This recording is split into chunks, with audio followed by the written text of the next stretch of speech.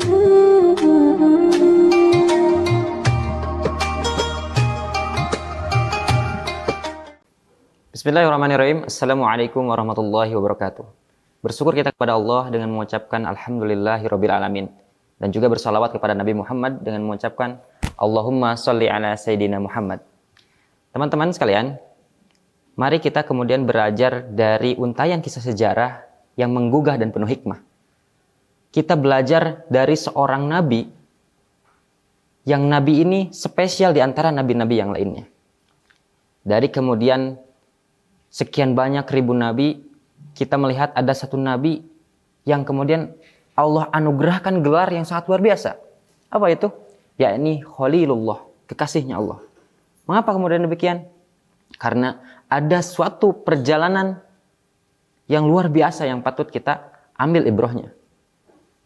Dia tidak lain tidak bukan adalah Nabi Ibrahim alaihissalam, yang setiap hidupnya punya hikmah, yang setiap langkah dan kehidupannya ini kemudian kerap kali diabadikan di dalam ajaran Islam yang mulia. Kita melihat Nabi Ibrahim ini sebenarnya berasal dari daerah Ur, teman-teman. Ur di Mesopotamia lah. Kalau mungkin dulu itu ada Raja Namrud yang sudah berkuasa di sana, yang terkenal zalim juga, bahkan kemudian membunuh anak bayi laki-laki yang pada saat itu lahir. Namun qadarullah, Nabi Ibrahim berhasil kemudian terlindungi dari sana. Hingga akhirnya singkat cerita, Nabi Ibrahim muda tumbuh dan melihat fenomena di tengah-tengah masyarakatnya itu sangat membuat ia galau gundah gulana. Mengapa demikian? Bayangkan manusia menyembah apa yang dibuat tangannya sendiri, yakni patung-patung. Maka inilah yang kemudian memicu proses berpikir dari Nabi Ibrahim untuk melihat fenomena masyarakat ini sebenarnya ada sesuatu yang salah di tengah-tengah masyarakat. Maka kemudian teman-teman bisa baca di Quran surah Al-An'am, bahkan satu pembahasan di sana dari ayat 74 sampai 79, bahwa diawali dengan kemudian Nabi Ibrahim ini berkata kepada ayahnya, yakni Azar, kemudian ia bertanya, sesungguhnya aku melihat engkau dan juga kaummu ini adalah dalam kesesatan yang nyata.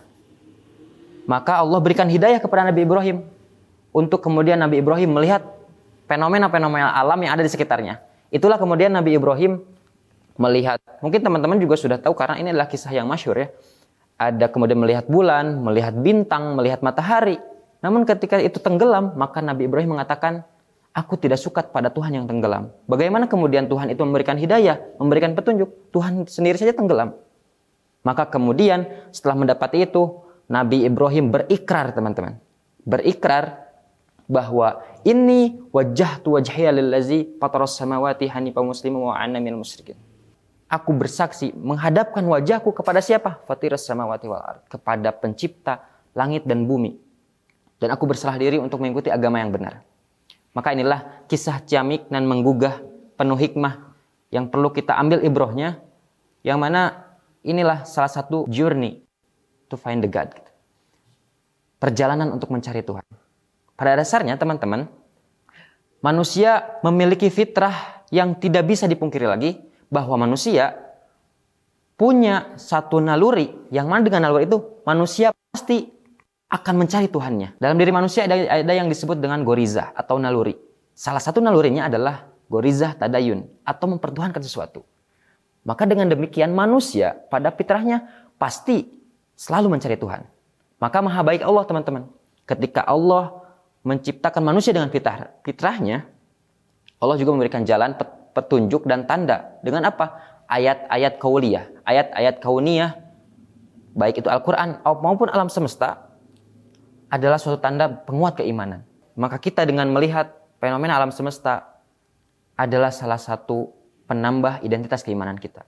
Dengan kita rihlah, sering muncak, ataupun misalkan menjelajahi alam ini, maka tidak lain tidak bukan itu adalah salah satu kemudian untuk menguatkan keimanan kita.